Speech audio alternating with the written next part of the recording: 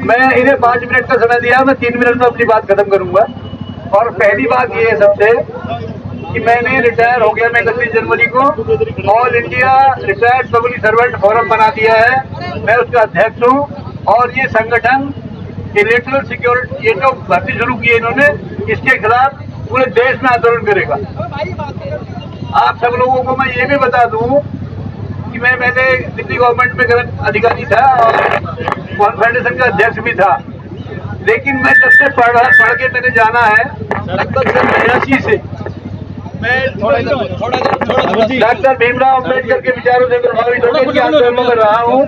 दिल्ली में आने के बाद में मैंने जब डॉक्टर जी से मुलाकात हुई मेरी मंत्री जी से, मैं पहले दिन से देख रहा हूँ कि ये जो पब्लिक के जरूरी मुद्दे हैं उन्हें उठा के और मैदान में रहते हैं। मैं भी इनके साथ जुड़ा हूँ। ये जो आंदोलन शुरू किया है मंत्री जी ने, इस आंदोलन में मेरा पूरा सहयोग रहेगा हमेशा। और जब तक ये आंदोलन अपने मुकाम तक नहीं पहुंचता, ये सारे लोग जो लगाए गए बर्खास्त नहीं होते और ये व्यवस्था बंद नहीं होती, हम आपके साथ खड़े रहेंगे। इनकलाब जिंदाबाद, जय भीम, नमो बुद्धाय। जय भीम। जय भीम सभी साथियों को मिशन जय भीम के लिए जोरदार नारा लगाएंगे। जय भीम, जय भीम, मिशन जय भीम जिंदाबाद, जिंदाबाद, जिंदाबाद। साथियों, आपको पता ही कि हम सब यहाँ किस लिए एकत्रित हुए हैं। मैं आपसे यही कहना चाहूंगी कि संघर्ष करते रहना चाहिए, लेकिन संघर्ष करने के लिए जैसे आज मैं देख रही हूँ कम से कम ही लोग आए हुए हैं। संगठन में गुटबाजी न करके इकट्ठे होके, बुलंद होके एक साथ आवाज उठाएं, क्योंकि इकट्ठे होने से ही आवाज हम आगे तक पहुंचा सकते हैं। और जो वहाँ सत्ता में बैठे हुए लोग हैं, जो हम उनको उनकी जड़ें हिला सकते हैं, और जड़ें तभी खोदी जाएंगी जब हमारी संख्या भारी होगी। टुकड़े टुकड़ों में हम लोग नहीं इनको हिला सकते, क्योंकि हमने क्या कर रखा है कि जगह जगह अपने अलग अलग गुट बना रखे हैं और एकत्रित नहीं होते हैं। और साथ हम एक बुलंद आवाज उठाएंगे और सबको यही संदेश देंगे कि जो हमारे समाज में जो अभी अत्याचार लगातार होता आ रहा है, आगे भी होता रहा है, तो अब ये बार बार नहीं सहा जाएगा, इसको खत्म करना होगा। और इसके लिए हम बुलंद जरूर आवाज उठाएंगे।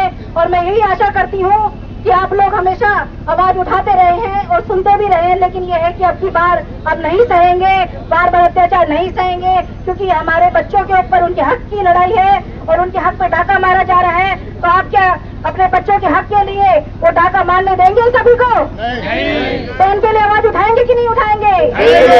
तो एक बार जोरदार नारा फिर से, जय भीम, जय भीम, जय भीम, जय भीम। धन्यवाद। धन्यवाद ममता जी। मुझे यहाँ बोलने के लिए मौका देने के लिए सबसे पहले आप सब लोग एक बार जोर से नारा लगाएंगे, जय भीम, जय भीम, जय जय जय जय जय भीम, जय भीम, जय भीम, जिंदाबाद। नमस्ते सभी को। दोस्तों, जो लेटरल एंट्री का जो प्रोग्राम है, जो सरकार एक तरीके से संवैधानिक प्रक्रिया में एक तरीके से विरोध करके आगे ला रहे हैं, ये बहुत ही संवैधानिक प्रक्रिया के खिलाफ है। मैं अपनी बात को सिर्फ 3 पॉइंट में आगे बढ़ाऊंगा। पहला, जो लेटरल एंट्री है, यह संवैधानिक प्रक्रिया के खिलाफ है, यह सामाजिक न्याय के खिलाफ है। जो डॉक्टर भीमराव अंबेडकर ने संविधान बनाया है, जिसमें उन्होंने दलित वंचित तबकों को प्रतिनिधित्व दिया है, यह उन सबके खिलाफ है। दूसरा, इस लेटरल एंट्री के तहत ये लोग क्रॉनिक कैपिटलिज्म, पूंजीवादी व्यवस्था एवं ब्राह्मणवाद को बढ़ावा दे रहे हैं। दोस्तों, जो 30 लेटरल एंट्री की अभी ज्वाइंट सेक्रेटरी की पोस्ट आई है, उसमें इतिहास अगर आप देखेंगे उठा के, तो उसमें सारे के सारे जनरल कैटेगरी से जो उसकी सरकार के करीब लोग हैं उनको बढ़ाया गया है। तीसरा, मैं ये बढ़ाऊंगा, एक तथ्य के साथ मैं अपनी बात कहूंगा, वो ये कि 2014 में यूपीएससी के तहत में 1364 सरकारी वैकेंसी आई थी यूपीएससी के तहत आईएएस के लिए, लेकिन अब 2020 में 749 वैकेंसी रह गई है, अर्थात 40% से अधिक कटौती की गई है और इन सभी को लेटरल एंट्री के तहत भरा जाएगा। तो एक संवैधानिक प्रक्रिया पे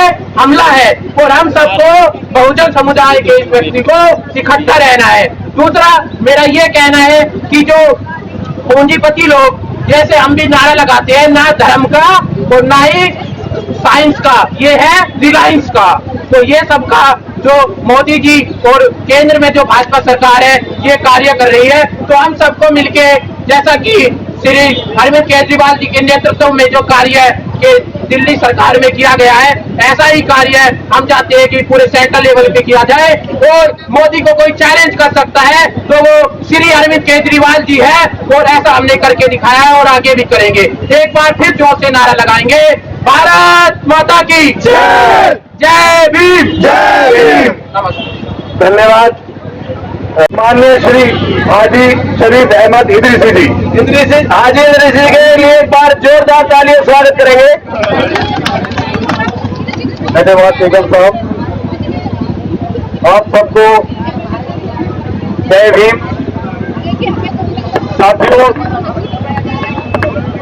आज बड़ा दुख का विषय है और साथ ये भी कहना चाहेंगे कि विनाश काले विपरीत बुद्धि। बहुत जगहों पे तो मोदी जी ने हाथ डाला, बहुत जगह पर इस तरीके की राजनीति की गई मंदिर मस्जिद के, और ये सोचा गया कि मंदिर मस्जिद से वोट तो मिल ही जाते हैं, हिंदू मुस्लिम करने से वोट मिल ही जाते हैं, तो फिर कोई कार्य क्यों करे। लोग, हमारे देश की जनता जो SC SC OBC है वो अशिक्षित है, एजुकेशन की कमी है, 70% लोग पढ़े लिखे नहीं है। गांव में वो चौपालों को नहीं बल्कि वो थोड़ा सा आग जला के चारों में बैठते हैं, वहां ये कहा जाता है ये मुसलमान तो मंदिर नहीं बनने दे रहा। अच्छा, तो हमारे सारे भाई जो है अनुसूचित जाति जनजाति के लोग ही इस चीज के अंदर आगे आए। हम आपको बता देना चाहते हैं कि पहले इन्होंने एक ऐसा सोचा कि मुस्लिम को टारगेट बनाया, CARC लाए, उसके बाद में ये, फिर उसके बाद में ये अनुसूचित जाति के लिए, जनजाति के लिए ये कदम उठाया जो संविधान के खिलाफ है। बाबा साहब की कुर्बानी को याद करो। हम लोग जब मिशन जय भीम के लोग समर्पित हैं, आखिरी बूंद तक शरीर के इस मिशन के लिए दान कर चुके हैं और संकल्प दे चुके हैं। मैं अपने बारे में इन्हें सर्टिफिकेट देने की जरूर रहेंगे कि मेरे चाचा जो शराब पर 1965 की जंग में पाकिस्तान के खिलाफ लड़े, मीर अब्दुल हमीद और परमवत शेख के खिलाफ पाकिस्तान ने उन्हें घेर लिया, 4 टैंक पहले दिन और 3 टैंक दूसरे दिन, तब उन्होंने सोचा पाकिस्तान के जनरल ये कौन ऐसा अपनी आदमी रहा आ गया है। तो देखिए, मुस्लिम ऐसा है जो देश के लिए कितने हैं, लोगों को शहीद हो गए, पेड़ों को पर लटका दिए गए, लेकिन देश के लिए वो कुर्बान हो गए। मैं जानना चाहता हूं जो आप सत्ता के अंदर हैं, इन्होंने कौन सी स्वतंत्रता सेनानी लड़ाई, अंग्रेजों के लिए क्या इन्होंने लड़ाई सिर्फ मुखबरी की। जब देश की जरूरत थी तब ये लोग ये कहते थे कि मैं आंदोलन में शामिल नहीं, आज सत्ता उनके हाथ में। मैं आपको मीडिया के, सोशल मीडिया के भाइयों को धन्यवाद देना चाहूंगा जो हमारी आवाज को पहुंचा रहे हैं। मोदी मीडिया जो अडानी साहब ने सोचा, जब 13-14 के अंदर में आप प्रधानमंत्री जो आज हैं वो मुख्यमंत्री थे गुजरात के, तो उन्होंने 1 रुपए मीटर के हिसाब से उनको जगह दी। इन्हीं लोगों को, अडानी अंबानियों को, जो आज सैकड़ों एकड़ जमीन में अपने गोदाम बनाए हुए हैं, लेकिन उसके बाद उन्होंने सोचा कि मैंने मुख्यमंत्री को जब प्रधानमंत्री बना दिया, ये फंडी जो खर्चा होता है अडानी अंबानी को होता है, तो फिर उन्होंने सोचा क्यों ना मेरे प्रधानमंत्री बना दे। प्रधानमंत्री बनाएंगे तो देश में मेरा राज रहेगा। आज अडानी अंबानी जो देश के 4 ऐसे पूंजीपति हैं जिन्होंने देश को तोड़ने का काम करवा दिया, आज मोदी मीडिया, प्रधानमंत्री जी कुछ नहीं कर पा रहे हैं, बेबस और लाचार हैं। जो ऑर्डर आता है वो वहां से आता है, और मोदी में जो मीडिया थी जो उसको जर्नलिस्ट करके आती थी, जो सत्ता के लिए उन्हें सवाल करने चाहिए थे जनता के हक में, वो आज प्रवक्ता बन गए हैं। वो जनता की बात नहीं कर रहे, वो एक जाति विशेष के नेता बन गए। अब वो लोग सिर्फ नेतागिरी कर रहे हैं। आज बहुजन समाज का 88% जो हमारा तबका है जिसमें मुस्लिम भी शामिल है, तो वो भी प्रताड़ित है। मैं दर्जी समाज से आता हूँ, कहीं पर टाट भी होता तो क्या कहा जाता था, यही समझ लो ये दर्जी है, ये धोबी है, ये नाई है, ये इनको अलग बैठा लो। लोग, हम लोग बच्चा थे, शिक्षित नहीं थे, लेकिन अब शिक्षा आ रही है। जब शिक्षा आई, आज मेरे बीच में एक लड़का, 2 लड़के ऐसे आए हुए हैं जो IAS की के लिए तैयारी कर रहे हैं। उन्होंने कहा कि क्या अंकल मैं आप ऐसे रह जाऊंगा।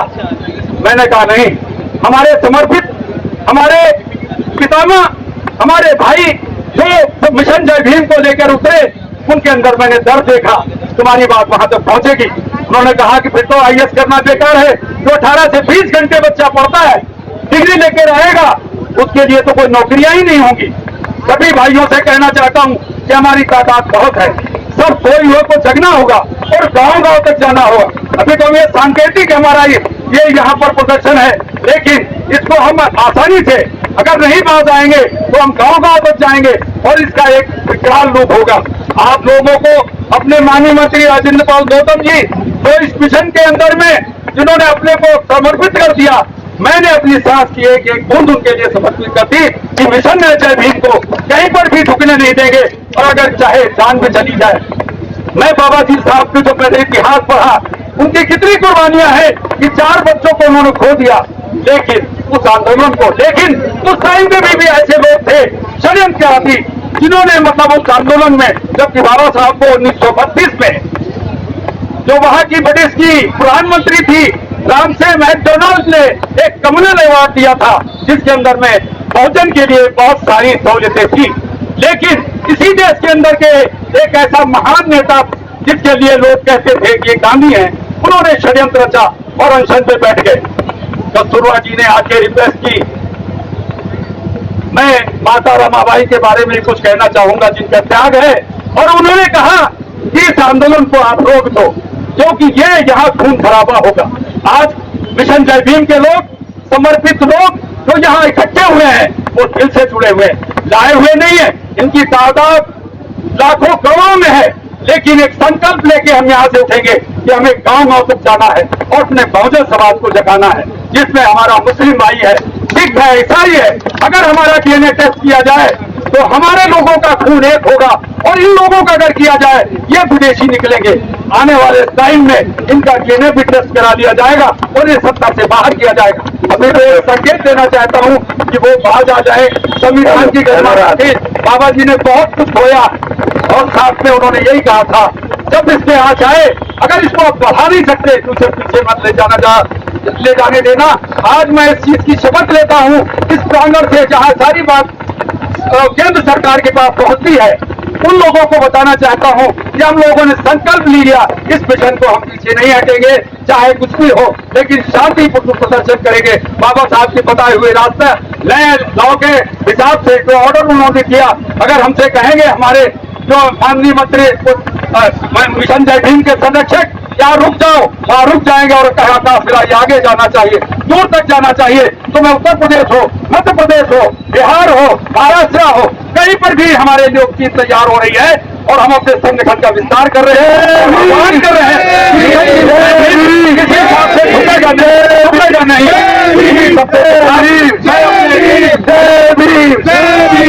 मिशन जय भीम को मैं एक समंदर से उपमा देना चाहता हूँ और कहना चाहता हूँ, साथियों आप समंदर हैं, बहुत सी नदियां इन्हीं में गिरती हैं। क्या दुख है समंदर को बता भी नहीं सकता, आंसू की तरह आग पे आ भी नहीं सकता। ऐसे तो एक आंसू बहाकर इसे ले जाए, वैसे कोई तूफान हिला नहीं सकता। अब इन्होंने गलत हाथ डाल दिया है, बहुजनों पर अटैक किया, बहुजन ही ये बनाते हैं। आज भी मोदी जी को जो सरकार आई, उनमें हमारे बहुजन भाइयों का साथ है, किसान भाइयों का साथ है, उन्हीं के साथ इन्होंने इस तरीके से षड्यंत्र रखा। उनके लिए कितने कांटे जोड़ दिए, किस तरीके से साजिश करके लोग भंडारण कर रहे हैं, एक लिमिट को खत्म कर रहे हैं, काला कानून लाए हैं। इसको भी देखेंगे, हमारे समाज पूरा जुड़कर इसको संघर्ष करेंगे और अंत में हमारी जीत होगी। मैं अपने माननीय संरक्षक को ये कहना चाहूंगा कि हमारा OBC समाज आपके लिए समर्पित है, समर्पित है और रहेगा। जय हिंद, धन्यवाद। जय भारत, जय जय, धन्यवाद। जय भीम, जय भीम। और यहाँ आए हुए हमारे क्रांतिकारी भाइयों के लिए धन्यवाद। जैसा कि आज यहाँ पर हम सब लोग एकत्रित हुए हैं, ये एक इंडिविजुअल ना मेरा है ना मंत्री साहब का है, ये उन तमाम बहुजनों का काम है जो ठगे जा रहे हैं। जब से ये सरकार आई, आप सभी को पता है, सरकार ने सोचा कि पहले SC को दबा दिया जाए, उनको दबाने की कोशिश की, लेकिन वो दबाव में नहीं आए। उसके बाद में दूसरा हथियार चलाया मुसलमानों के ऊपर, मुसलमानों ने तो लड़ना सीख लिया है। और तीसरा जो दबाया और दबाने की कोशिश की अपने किसान भाइयों के लिए, वहां ये सरकार हारने वाली है। ध्यान रखो कि किसानों के साथ हम सभी लोग हैं, क्योंकि हमारे यहाँ दिल्ली सरकार के मंत्री जी मौजूद हैं। तो मैं उनसे अपने संगठन की तरफ से एक रिक्वेस्ट करूंगा कि क्योंकि वो विधानसभा में है और विधानसभा में बहुमत की सरकार है, तो जो लेटरल एंट्री है इसके खिलाफ एक प्रस्ताव पारित करें विधानसभा में, कम से कम एक पूरे देश को मैसेज आएगा। और मैं आपको बताना चाहता हूं कि ये जो उन्होंने बैकडोर से एंट्री की है ये देश के लिए घातक सिद्ध होगी, क्योंकि इसमें जो बाबा साहब ने संविधान बनाया था उस संविधान के अकॉर्डिंग नहीं हो रहा है। और एक बात मैं आपको इस चैनल के और इस आंदोलन के माध्यम से बताना चाहता हूं कि या तो ये सरकार बाज आए, नहीं तो जितने भी SC, ST और OBC के MP हैं हम उनका घेराव करेंगे, उनको हम संसद में नहीं घुसने देंगे और हम संसद को भी घेर लेंगे अगर ऐसी हरकतों से बात नहीं आए। कि जैसा कि हमें आदेश हुआ है कि अपना टाइम भी नोटिस रखना है, हमारे मंत्री साहब भी संबोधन करेंगे, तो मैं अपना टाइम भी उनको देते हुए 2 मिनट का टाइम ले लूंगा। कि जैसा पिछली बार आपने देखा होगा 2 अप्रैल को एक एपिसोड हुआ था, तमाम SC, ST के लोगों का आंदोलन हुआ था, वो आंदोलन भी सरकार याद रखे कि वो आंदोलन कैसा आंदोलन था। ऐसा ही आंदोलन दोहराने की जरूरत पड़ी तो आंदोलन दोहराएंगे और इस सरकार को यहाँ से नहीं पूरे देश से उखाड़ फेंकेंगे। अभी आने वाले बहुत सारे इलेक्शन हैं, उनमें भी हम देखेंगे कि ये सरकार कहाँ टिकती है। इसलिए मैं आह्वान करता हूँ आप सभी लोगों से कि जाति, धर्म, संगठन सबसे ऊपर उठकर इस लेटरल एंट्री का विरोध करें और सरकार के विरोध में जाए, जो किसान के विरोध में बोलते हैं, जो आम जनता के विरोध में बोलते हैं। सरकार को सोचना चाहिए कि हमारे किसान भाई 3 महीने से ठंड में बैठे हुए हैं, लगभग 250 हमारे किसान भाई शहीद हो गए, लेकिन सरकार नहीं सोच रही है। ऐसे ही ये सोच रही होगी कि लेटरल एंट्री आराम से कर लेंगे, आंदोलन भी चलते रहते हैं। ये आंदोलन ऐसा आंदोलन नहीं होगा, तो ये 2 अप्रैल का आंदोलन दोहराया जाएगा अगर सरकार है तो तुमसे बात नहीं आई। तो मैं फिर आह्वान करता हूँ और मंत्री जी से मेरी पुरजोर अपील है कि वो अपने स्तर पर जितना हो सकता है उतना करें, हम उनके साथ हैं, साथ रहेंगे और इस सरकार को घर फेंकने के लिए जितना हम कर सकते हैं उतना करेंगे और बाबा साहब के बनाए हुए संविधान को लागू कराते रहेंगे। ये हमारे अटल प्रतिज्ञा भी है और हम आपको आश्वासन भी दिलाना चाहते हैं कि क्योंकि मैं All India SC, ST Advocate Welfare Organisation का प्रेसिडेंट हूँ, इसलिए अगर ये बात नहीं है तो तमाम देश के वकीलों को आह्वान करूंगा कि वो सारे वकील रोड पर आए और इनके खिलाफ विरोध करें और सरकार को उखाड़ फेंकने का कार्य करें। इसी के साथ मेरा क्रांतिकारी जय भीम, नमो बुद्धाय, जय भीम, मिशन जय भीम। आज हम लेटरल एंट्री के विरोध में यहाँ सब मिशन जय भीम के माध्यम से इकट्ठा हुए हैं। मिशन जय भीम जो भी इस देश में गलत काम होगा उस सब का विरोध करेगा। मिशन जय भीम जो बहुजनों पे अत्याचार हो रहे, जो उनके अधिकार छीनने जा रहे, जो अधिकारों का हनन हो रहा, संविधान का पालन नहीं हो रहा, देश को ये मनुवादी संविधान से नहीं चलाना चाहते, ये मनुस्मृति से चलाना चाहते हैं और मनुस्मृति का हम पूरे जोर से मिशन जय भीम के माध्यम से पूरा विरोध करेंगे और विरोध के साथ साथ में हम इस देश को किसी दिन डेट रख के अगर हमारे ये लेटरल एंट्री जो इन्होंने बनाया है अगर इन्होंने वापसी नहीं लिया तो पूरे देश में चक्का जाम किया जाएगा और हम इसको लेटरल एंट्री को बंद करेंगे, क्योंकि जो यहाँ की मनोवादी सरकार है वो देश के जो 85% लोग हैं उन्हें दोबारा से गुलाम बनाना चाहती है, क्योंकि हम 3500 साल गुलाम रहे हैं, 3500 साल गुलाम रहे हैं। आज हम आजादी की जिंदगी जी रहे हैं तो ये चाहते हैं कि हम दोबारा गुलाम हो, क्योंकि इनको हमारी आजादी पसंद नहीं आ रही है। जो बच्चे हमारे IAS की तैयारी कर रहे हैं, ये IAS की भर्ती डायरेक्ट कर रहे हैं। ये कहते थे पहले कि जो इंटरव्यू होता है वो भ्रष्टाचार है। हमारे माननीय प्रधानमंत्री मोदी जी कह रहे थे कि जो जिस चीज में इंटरव्यू होगा वो भ्रष्टाचार है। आज जो लेटरल एंट्री के द्वारा ये आईएएस की भर्ती कर रहे हैं वो क्या है? वो भी तो ये इंटरव्यू के द्वारा कर रहे हैं। ये भ्रष्टाचार नहीं है और क्या है? ये अपना भ्रष्टाचार दबाना चाहते हैं। परंतु आज जो 85% बहुजन समाज है वो जाग चुका है, वो पढ़ा लिखा है। जब भी उनको मौका मिलेगा वो अपना हमेशा सिद्ध करके दिखाते हैं कि हम जागरूक हैं। आज एक छोटे से पोल पे मिशन जय भीम के माध्यम से ये प्रोटेस्ट किया गया है, ये धरना प्रदर्शन हो रहा है और आप लोगों का मैं हार्दिक धन्यवाद भी करना चाहूंगा कि आप लोगों ने इतनी संख्या में आके इस विशाल प्रदर्शन को सफल बनाया है।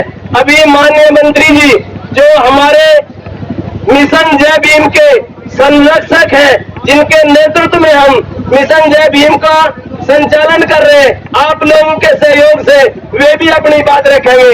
जो साथी इधर उधर जा रहे हैं उन साथियों से मेरी गुजारिश है कि अभी माननीय मंत्री जी अपनी बात रखेंगे तो आप सब लोग यहाँ इकट्ठा हो और हम अपने अधिकारों का हनन नहीं होने देंगे। संविधान के हिसाब से देश को चलने देंगे, मनुस्मृति के हिसाब से देश को चलने नहीं देंगे। जय भीम, जय भारत। आज बड़ा अफसोस की बात है कि देश के संविधान को कमजोर करने के लिए देश के प्रधानमंत्री मोदी जी जो ये कहते थे, भाई ने कहा भी थोड़ी देर पहले कि इंटरव्यू से भ्रष्टाचार होता है, और वो मोदी जी वो काम कर रहे हैं धीरे धीरे करके देश के संविधान को कमजोर कर रहे हैं। बैकडोर से एंट्री जो देश इस वक्त सिर्फ 4 आदमी चला रहे हैं, एक मोदी जी है, एक अमित शाह है और एक अडानी है और एक अंबानी है। सिर्फ देश 4 आदमियों के बीच में घूम रहा है। जो ये चाहते हैं वो इस देश के अंदर होता है। सारे कानूनों को तार तार किया जा रहा है, संविधान को कमजोर किया जा रहा है। बाबा साहब ने जो संविधान जो दिया था, जो नायाब तोहफा हमको अता किया था, जिससे देश चल रहा है, और जो पूरी दुनिया के संविधानों को पढ़कर बाबा साहब ने कितनी मेहनत से संविधान को लिखा था, आज संविधान को कमजोर करने के लिए ये सरकार पूरी तरीके से पूरी ताकत लगा रही है। लेकिन साथियों, आज जय भीम मिशन के माध्यम से मैं आपको ये बताना चाहता हूँ, मोदी जी और उनके चेले चपाटे आज पूरी तरीके से सुन ले कि ये आवाज दबने वाली नहीं है। ये आवाज पूरे देश के अंदर धीरे धीरे फैलेगी और ये जनसैलाब आज उम्र से पूरे भारत के अंदर, पूरे भारत के एक एक नागरिक जो देश के संविधान को कमजोर करने की जो सरकार कोशिश कर रही है, उसके खिलाफ हम सारे का सारा 90% लोग इकट्ठे होकर और रोड और पूरा देश जाम कर देंगे। अगर इन्होंने हमारी बात को नहीं सुना, हम पूरी ताकत से संविधान के साथ हैं और संविधान को बचाने के लिए अगर हमको अपनी जान की आहुति देनी पड़ जाए तो हम उसके लिए भी पीछे नहीं हटेंगे, क्योंकि संविधान अगर जिंदा हो तो संविधान बचेगा तो ही हिंदुस्तान पे भारत देश बच सकता है, अन्यथा देश बचेगा नहीं। देश को बेचने में लगे हुए हैं, धीरे धीरे करके देश को कमजोर कर रहे हैं। साथियों, संविधान को बचाने के लिए हम सबको एकजुट होकर, जितने माइनॉरिटी के लोग हैं, जितने आदिवासी लोग हैं, जितने ओबीसी के लोग हैं, जितने एससी के लोग हैं, जितने एसटी के लोग हैं, और जो बाबा साहब के संविधान पर ईमान रखते हैं, बाबा साहब संविधान पर भरोसा रखते हैं, ऐसे लोगों को एकजुट होना पड़ेगा। एक ख्याल के लोग एकजुट होना पड़ेगा, जब ये देश बच पाएगा। साथियों, देश को बचाने के लिए हमारे महापुरुषों ने कुर्बानी दी और देश आज वजूद में आया है, तो ये आरएसएस और बजरंग और बीजेपी के लोग और ये देश को कमजोर कर रहे हैं। इसको बचाने के लिए हम लोगों को एकजुट होना है। जय भीम, जय भारत, नमो बुद्धाय। जोरदार तालियां स्वागत करेंगे एक बार। जो आप लोगों ने इस प्रकार के जो कार्यक्रम रखा है, मैं मंत्री जी का उनके साथियों का पहले से आभार व्यक्त करता हूँ कि सबसे पहले आपने इस काम को उठाया और आपको इस प्रकार के विश्वास दिलाना चाहते हैं कि हमारे पूरे देश के अंदर जो भी हमारे साथी लाखों साथी हैं, पूरी शिद्दत के साथ आज की लड़ाई में आपके साथ है। साथियों, ये नेशनल भर्ती का मतलब 20, 30, 40 आदमियों की भर्ती नहीं है, और ना ही ये 40%, 50% IAS बनाने की बात है।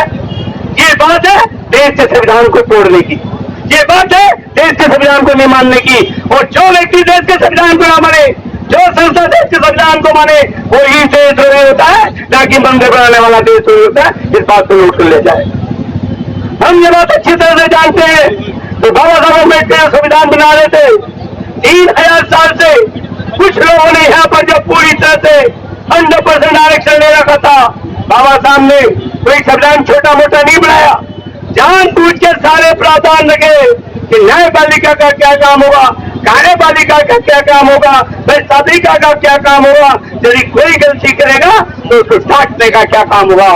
इसीलिए ही क्योंकि सरकारी कर्मचारी अधिकारी के ऊपर कोई भी पूंजीपति कब्जा न कर ले, इसलिए कि कोई भी प्रधानमंत्री इसके ऊपर कब्जा ना कर ले, मुख्यमंत्री कब्जा ना कर ले, इसलिए एक इंडिपेंडेंट बॉडी बनाई गई। देश का शासन जो है ब्यूरोक्रेसी के द्वारा नॉन पॉलिटिकल तरीके से चलाया जाए, जिसके पे संवैधानिक का रोल ना हो, इसलिए यूपीएससी को बनाया गया।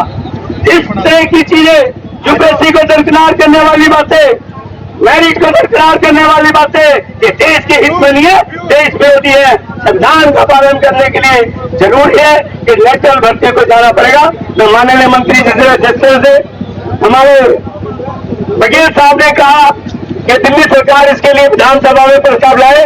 मैं राजेंद्र पाल गौतम जी से ये आग्रह करना चाहूंगा कि भारत वर्ष के अंदर सभी राज्यों के समाज कल्याण मंत्रियों की मीटिंग बुलाए और समाज कल्याण मंत्रालय से उनको कहें कि अपने अपने राज्यों से प्रस्ताव पास करके केंद्र सरकार को भेजे, ताकि केंद्र सरकार के ऊपर दबाव पड़े। इन्हीं शब्दों के साथ मैं चाहूंगा मंत्री ज्यादा बोले, मैं अपने बारे को बता देता हूँ।